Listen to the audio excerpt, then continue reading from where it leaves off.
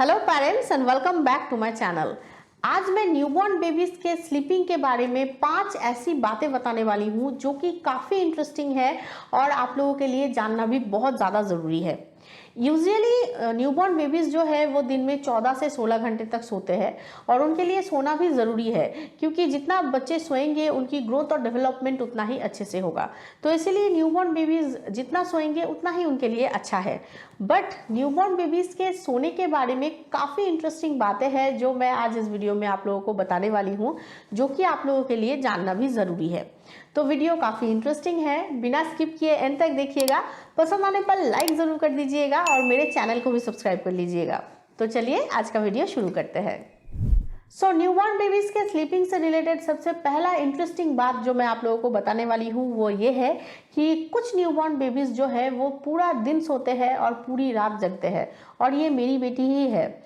और मैंने अपने बहुत सारे वीडियो में ये आप लोगों को बताया भी है कि मेरी बेटी पूरा दिन सोती थी और पूरी रात जगती थी, और पूरे दिन में वो सोती रहती थी, सिर्फ फीड के लिए उठती थी। जैसे ही उसने दूध पी लिया उसके बाद वो फिर से सो जाती थी, और रात को 10 बजे होता था उसका सुबह, रात 10 बजे वो उठ जाती थी और सुबह के 5 या 6 बजे तक वो जागती रहती थी।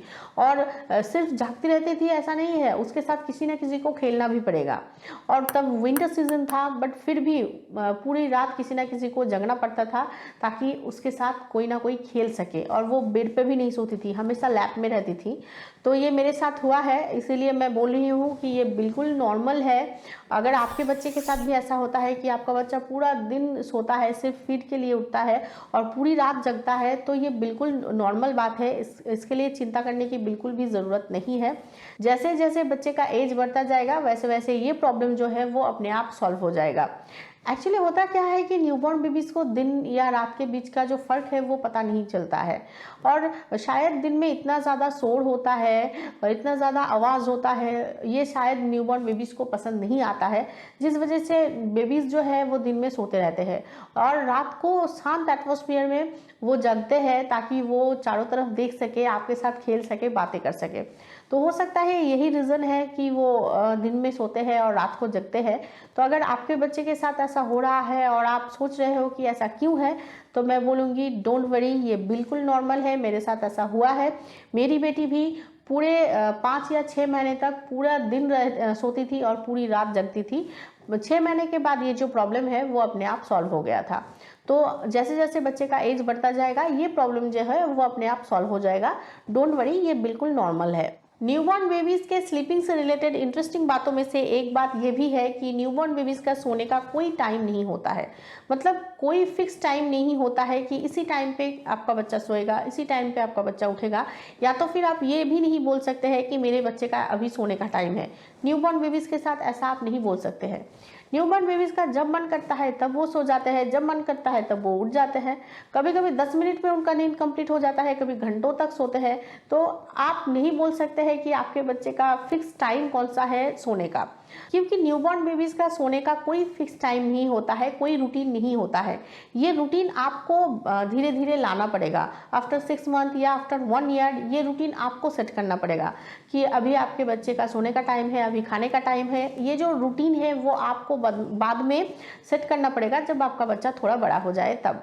और हाँ, न्यूबॉर्न बेबीज को सोने के लिए पिन ड्रॉप साइलेंस की ज़रूरत नहीं पड़ती है, या तो फिर कभी कभी पड़ती भी है, और ये आपने खुद देखा होगा। कभी कभी ऐसा होता है कि आपका बच्चा बहुत ज़्यादा शोर में भी मस्त सो रहा है, कभी कभी बस शांत एटमॉस्फेयर में आपकी एक चूड़ी की खनक की आवाज़ से ही वो उठ जाता है। मतलब आपका बच्चा कभी कभी इतना शोर में भी उसका नींद नहीं टूटता है, कभी ज़रा सी आवाज़ में ही उसका नींद टूट जाता है, और ये आपने खुद देखा होगा। ये आपके साथ बिल्कुल कॉमन बात होगी, मेरे साथ ऐसा हुआ है, ऑब्वियसली हर न्यू मॉम के साथ ऐसा हुआ ही होगा।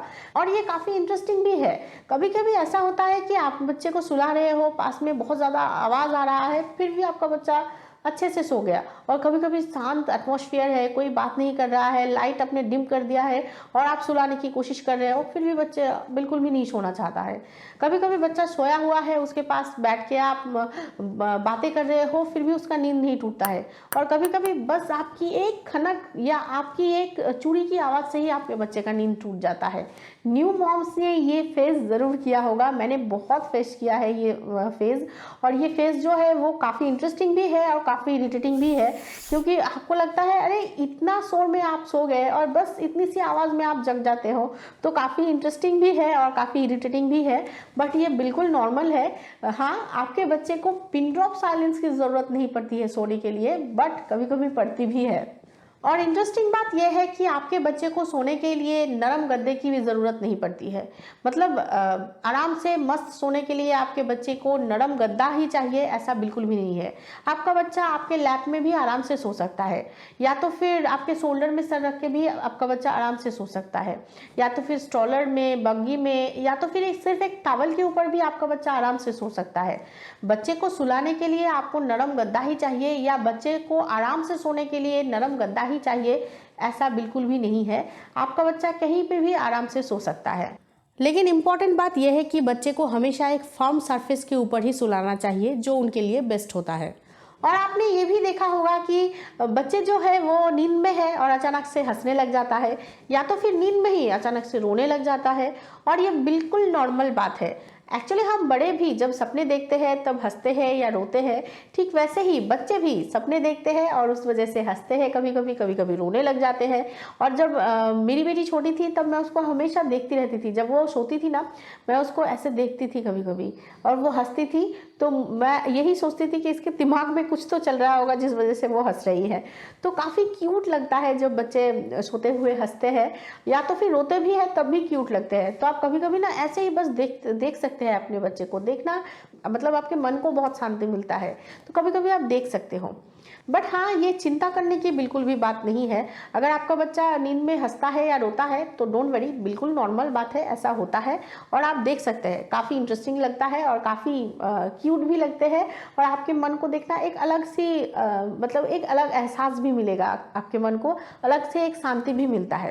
एक्चुअली होता क्या है कि बच्चे जो है वो अलग अलग होते हैं, उनकी हर एक बात अलग अलग होता है, उनके खाने का स्टाइल अलग होता है, उनका सोने का स्टाइल अलग होता है, ऑब्वियसली सोने का टाइमिंग अलग होता है, स्लीपिंग जो पोजीशन है वो अलग होता है। हालांकि न्यूबॉर्न बेबीज को हमेशा बैक के ऊपर ही सुलाना चाहिए, उनको कभी भी पेट के बल नहीं सुलाना चाहिए, बट फिर भी उनका सोने का टाइमिंग अलग होता है। आप ये नहीं बोल सकते हो कि उसका बच्चा तो पूरा दिन जगता है, पूरी रात सोता है, पता नहीं मेरा बच्चा पूरा रात जगता है और दिन में क्यों सोता है, ये उसका स्टाइल है। जैसे मेरी बेटी का स्टाइल था 5 या 6 महीने तक, मेरी बेटी का 6 महीने तक ही मेरी बेटी का यही स्टाइल था कि उसको पूरा दिन सोना है, पूरी रात जगना है। तो आप कभी भी कंपेयर नहीं कर सकते हैं एक बच्चे को दूसरे बच्चे के साथ, उनका स्टाइल अलग होता है, उनका हर एक बात अलग अलग होता है।